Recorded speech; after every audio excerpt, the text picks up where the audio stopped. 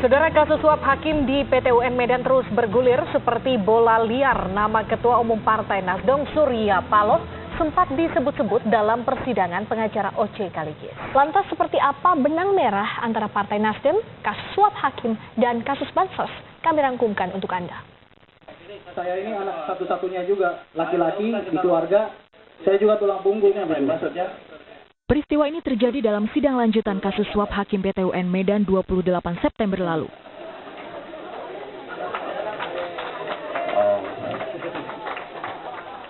Terdakwa Oce Kaligis memberikan surat pemecatan kepada saksi Yagari Bastara Guntur alias Geri yang tak lain mantan anak buahnya. Oce Kaligis marah karena Geri telah membeberkan perkara lain yang dinilai tidak berkaitan dengan kasus PT UN Medan, termasuk membawa-bawa nama Ketua Umum Partai Nasdem Surya Paloh. Memang tidak, Prof. Kalau tidak. Boleh ditanya tim penyidik, saya nggak akan pernah buka-buka yang lain. Hanya fakta yang ada. Fakta aja, Prof. Fakta. Saya nggak pernah mau yang lain-lain.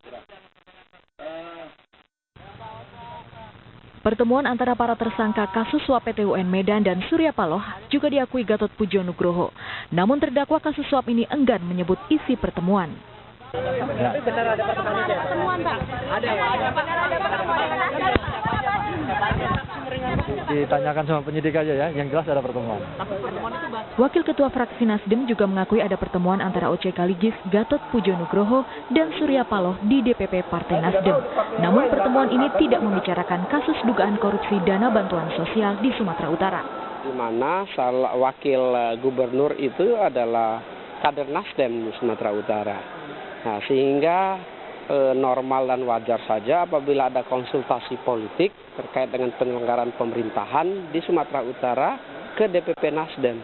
Dan itu nama Ketua Umum Partai Demokrat pertama kali muncul pada 5 Agustus silam. Saat itu mantan pengacara Gubernur Sumatera Utara Rasman Arif Nasution menyebut sempat ada pertemuan di kantor DPP Partai Nasdem dengan disaksikan oleh Ketua Umum Nasdem Surya Paloh.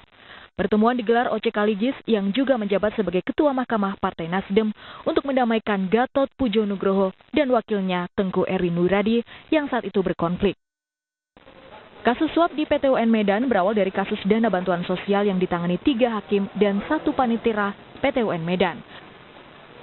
Mereka ditangkap KPK saat tengah menangani gugatan yang diajukan Pemprov Sumatera Utara terhadap Kejaksaan Tinggi Sumatera Utara.